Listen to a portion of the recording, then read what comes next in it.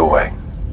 Hello friends, and welcome to the Jedi Night's Watch. Now I know some of you may have a little bit of Mandalorian fatigue from seeing this figure posted all over the internet and social media sites, but hey, I finally just got mine. I know I'm a little late to the party, but this figure is so awesome, and with the second season coming out later this week, I had to do a review on this guy.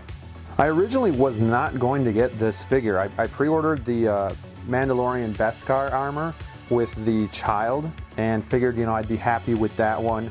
But man, after seeing all the hype that this figure was getting and just all the rave reviews, I had to pick this guy up too. I believe he could be the best release of 2020. We'll see. So yeah, I had to get him while I had the chance and before his price went through the roof. Alright guys, before we get too far into this figure, please take a minute to like this video, subscribe to our channel, and ring that notification bell so you don't miss any future Hot Toys videos. Alright, first things first, let's take a look at the box that this guy comes in. Really great presentation. I love the portrait of the Mandalorian on the front. Really clean. Star Wars does these kind of black boxes with a portrait on the front, and it looks really good. We have this kind of wraparound sleeve at the bottom of the box. Most of the Star Wars figures have been doing this lately, where they have this little sleeve on the outside. I think it looks cool, adds a little bit of pizzazz to the box, gives it a little bit of color, and it's a really nice touch. And on the back of the box we have just a bunch of legal jargon and stuff like that. But yeah, really nice box. Let's take the cover off and see what's inside. And on the inside of the box, when we take the cover off, you can see another image of the Mandalorian. Really nice image here. Really like it. It's man, if you were into framing some of these, this is a really clean, crisp image of the Mandalorian and gets you ready for what's even underneath that. Alright, so that's the box. Let's take everything out of the box and go to the light box and start with taking a closer look at the accessories. Alright, first things first, we're going to take a look at the base that the Mandalorian comes with. It's going to have a sand texture and a sand desert look. Has a metal Star Wars plate that says the Mandalorian. That's a nice touch. I am not the biggest fan of these bases that have the footprints and kind of the rigid surface. I don't feel like the figure can sit very flat on the base, and it's really hard to pose unless he's obviously being held up by the crotch grabber. It's not the worst base. It's better than those huge triangular ones that come with like a Darth Maul. Really not a fan of those because they take up too much real estate. So I do like the size of this, and I do like it that it's a sand texture. I just kind of wish they left out the footprints, because unless you have him posed in that area, you kind of got to futz with it a little bit. It's not the end of the world. It's more of a nitpick, but it's just one thing that I kind of don't like. And it does come with two spikes that stick into the base, which are plastic. They do look metal. They have a really nice pike look to them. And also this Stormtrooper helmet comes with the stand, and it's a nice accessory. The helmet just kind of sticks on the spike here, and it's a really cool look.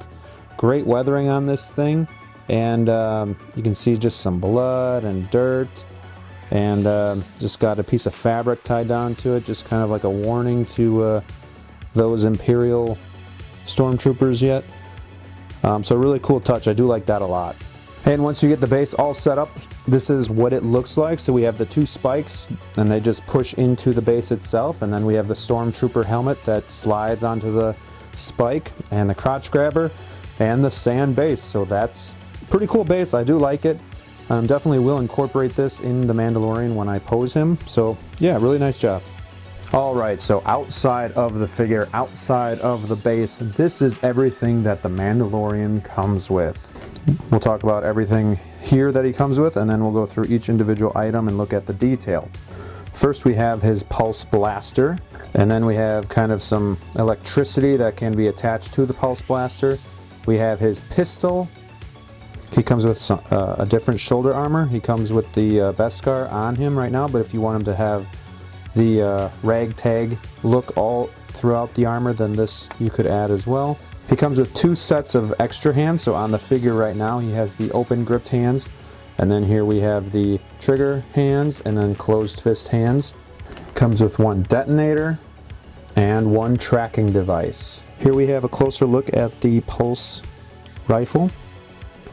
A great wood grain on there, really good wear and tear, kind of some brushed metal look. You can see just a bunch of like imperfections and scratches and wear marks. It looks really, really good. And then what I really like on the end is this change in color for where it gets really hot. We have this kind of blue at the end from the flame and kind of like that burned look here. Just really, really over the top detail.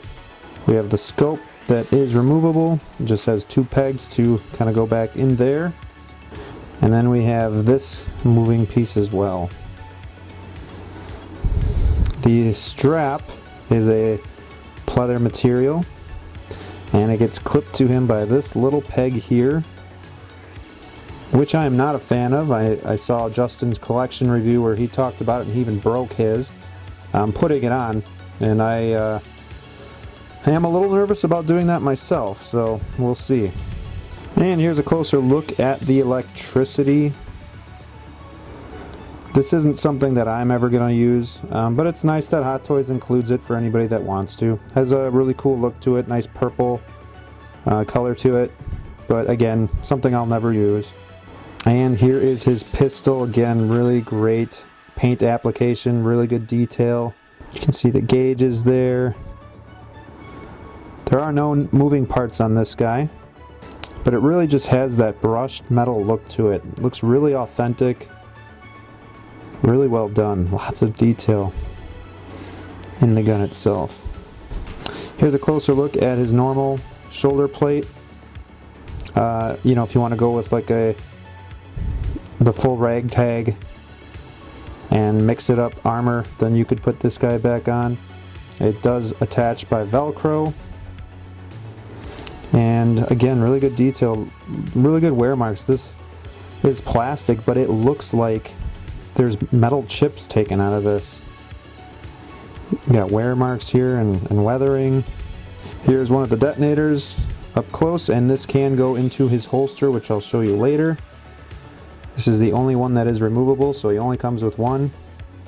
I'll probably just have it in the belt, and that'll be that. Here's the tracking device that he comes with. Really good detail. Again, probably not something that I'll be using, but really nice that they add these things. And then looking at the hands, I really like the color scheme with the blue and then this kind of tan and the yellow here. Just a really cool Star Wars feel to it. Really good weathering on the plates themselves. Alright, so those are the accessories he comes with. Now let's get a closer look at the figure. Alright, so here we have our first look at the Mandalorian figure. Looking at the upper part of the body first, we have the Beskar helmet and shoulder plate. Really great shine to it. They look like that Beskar material. Lots of wear and tear in the helmet itself. And it just looks like this figure is just straight jumping off the screen and into the light box. The helmet looks super real. This cape is like a velvet material, and it's very lightweight but has a good drape to it. It drapes really nice, and just really good material. I'm really happy with the cape that Hot Toys made. I would have liked it to be a wired cape so that we could pose it a little bit better, but at the bottom it's got holes and kind of, you know, areas where it's ripped up, and we'll get to that when we get down to that part of the figure. But just really nice right here how it attaches. We have his kind of ragtag armor, and here it just looks like, you know, chips of metal taken out of it, lots of wear marks, paint missing. This shoulder plate here, you have a big chunk taken out, and just these minor details really add a lot to the figure. Great stitching in the arms, and the fabric used looks really nice. These bullets here are removable and you can take them out. This is the clip hole where the rifle connects, and then it slings over his shoulder. And this is a pleather material that's got fake stitching. It is double layered, I believe, so we just need to be careful that that doesn't separate. That is something that I've heard that can happen, so we'll just keep an eye out for that. Moving down to the midsection of the figure, we have his pleather holster here.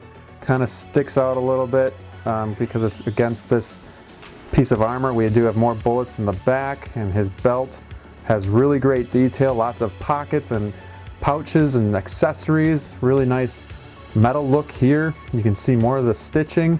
I really like this figure, how it looks. It's not pristine. It looks like it's just homemade armor that he's kind of gathered and built up over his time of being a bounty hunter. Nothing matches, and I kind of like that look. Again, more detail in the gauntlets here. Now, keep in mind, all of these pieces are Velcro. Even on the legs here, it does make me a little bit nervous that they're gonna either tilt or come off, or or the Velcro over time, maybe won't hold. So I do worry about that. I'm not going to be switching them out or taking them off at all. And under the cape, you can just see the back, still more detail on the back plates, really nice. But even now, it's, I'm going to have to futz with it a little bit. It's not really centered on his back. So that is something that I'm probably going to have to adjust. Hopefully while posing him, it's not something that's going to be something that you got to constantly cater to all the time. But I guess we'll see. And here we have the detonator that's loose. We just put it with all the other ones. So you can see that we have them all in his pouch there.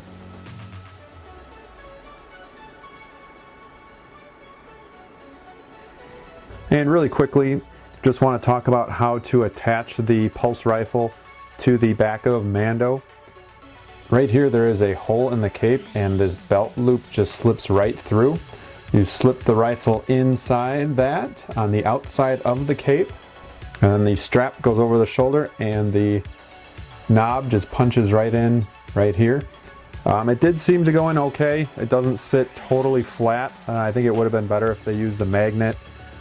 It is what it is, and I don't think I'll be futzing with it too much, just for fear of it breaking. And at the bottom of the figure, you do see we have more bullets here that can be removed. We have a break in the ankle, so that we're going to have great posability there. You can see more plates, detail of the wear and tear here. The pants do look somewhat baggy, and I think they maybe sacrificed that so that we would have better articulation, so we'll see. But again, just more detail here, more mismatched pieces of armor and clothing. Just a really cool look to this figure. Alright, so now let's take a look at the posability. Alright, starting with the head, he's going to be on a ball joint. So, got a pretty good movement here. Look up pretty far. And down pretty far. And the arms, not quite to a 90 degree. There is some, if we push it too far, there's definitely some tension here on the inside of the armpit. But we do have ratcheting arms and a double jointed elbow, so we got some pretty good bend there. And the wrists have full rotation as well. Not going to be a whole lot of movement in the torso because we do have a fat suit on this guy as well as the armor. So there is a little bit of wiggle, but not much. That could hinder the posing ability a little bit.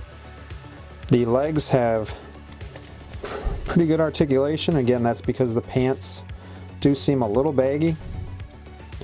And we have a double bend at the knee.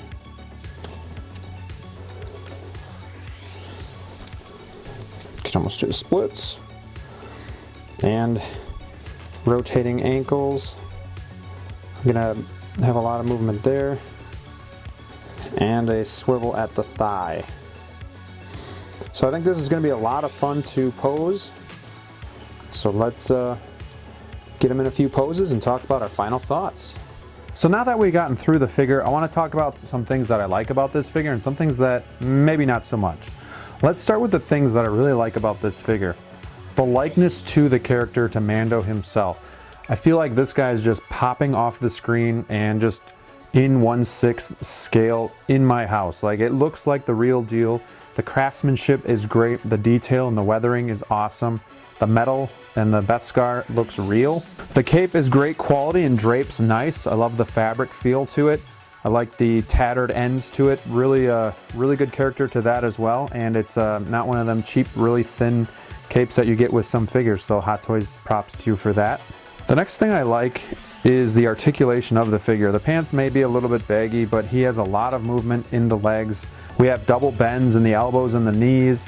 Lots of movement here. The only thing that does restrict it a little bit is up in the shoulders and the armpit area, but that's not the end of the world. Alright, so now let's talk about some things that I don't like as much. I do love the spikes with the helmet that come with it. I also love the textured sand. I just wish it was a little more even on the base and that the footprints were there, so that it was just a little bit easier to get him to stand flat. While I did say the cape was a positive, there is a negative that I do wish they did put some wiring in the cape so that we could pose some action shots a little bit better. You can buy custom capes from Unreal Customs. He does make one for the Mandalorian. That might be a possibility in the future, but for right now, this cape I think is going to be just fine. And finally is just how the Pulse Blaster attaches to Mando. It does seem a little, I do feel like there is some strain up in that strap right there, and I don't like the peg. It's such a little piece to hold this guy on that I do worry over time it is going to break. Alright guys, so overall I think this figure is amazing. The detail, the realness, it's all there. The articulation. This figure is one of the best that I've seen ever, and I believe that this could very well be the best figure of 2020, hands down.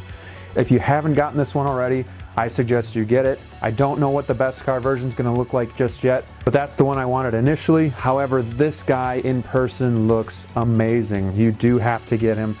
The hype is real. I know we've seen him everywhere and we've become a little desensitized, but the figure is pristine. Let me know what you guys think of this video. Are you excited for Mandalorian Season 2? Are you going to get this figure? Or are you going to just pre-order the Beskar version? Let me know in the comments below. Thank you so much for watching our videos and supporting the channel. Don't forget to like and subscribe. And until next time, stay safe, and we'll see you soon.